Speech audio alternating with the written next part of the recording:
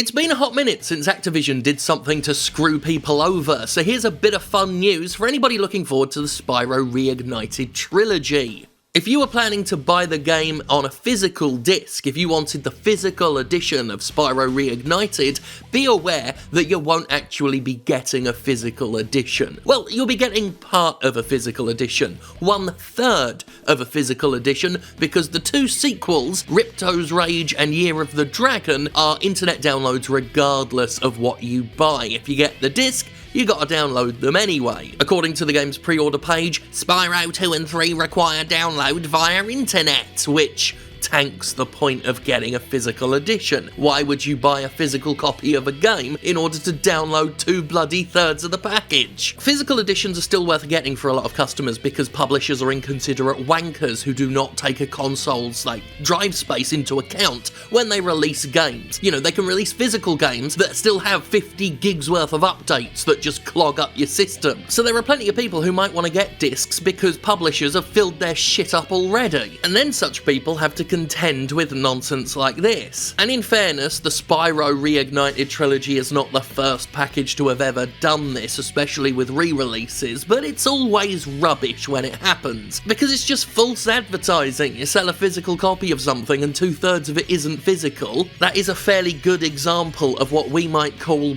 bullshit. Speaking of bullshit, Destructoid reached out to Activision for a comment, and their comment was mealy-mouthed and spineless guff. The global launch date of Spyro Reignited Trilogy is September 21st, and we're excited for fans to play all 3 Reignited games on that day. As with most games today, downloading an update after purchase is quite common. The language on packaging and on the website is to let players know the requirements for Spyro Reignited Trilogy. I fucking hate statements like that. I've never liked statements that start with an advertisement and then tell you basically nothing, and always have some variant of, we're excited for people to play it, we're looking forward to people getting stuck in. Just as bollocks. We're not interested in what you're excited for or what you're looking forward to. We want to know why you're being dickheads, you dickheads. Of course, they also point out that it's like other games so that they can deflect it and say, look over there, someone else is doing it too. And yeah, other companies do it too, and like I said, it's rubbish then as well. The main issue here is it makes no sense.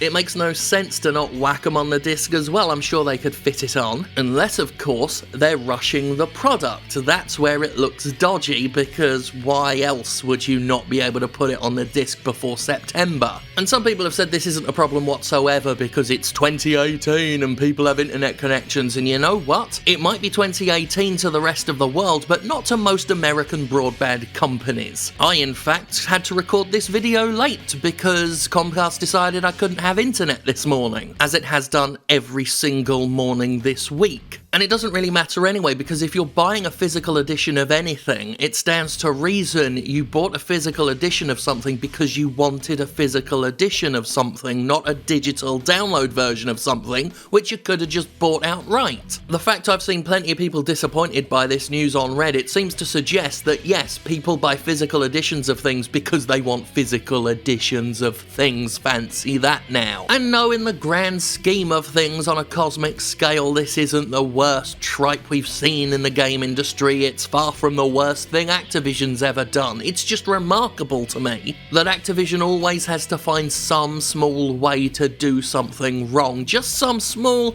little way to be shitty. If it's not doing something massively awful, it'll do something in a subtle way, just so that complete satisfaction cannot be assured. It's one of the few consistent things Activision could be relied upon to do, that and abject blind greed. Lest I forget to remind you, of course, that Activision is the company that re-released Modern Warfare, put microtransactions in the remaster where they weren't there before, didn't sell the prior DLC with the remaster, and instead sold it separately at a markup. Activision can only be relied upon to be the drizzling shits, and any good that comes from that company is simply a side garnish, a surprising bonus. And at some point in this video, I've now stopped talking about the Spyro Reignited Trilogy, and I'm just on my soapbox slagging off Activision again, because they deserve it, because Activision Blizzard deserves it. There's a reason people like me groaned when we saw that Sekiro Shadows Die Twice was being published by Activision. That was one of the sorriest bits of news of E3. E3. Not that we ain't hoping From Software has enough clout to resist Activision's monetization bullshit and all the other bad things they want to do to games, but Activision's mere involvement with anything is toilet.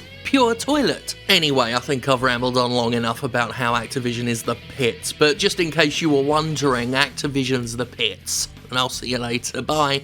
Activision's such fucking cum.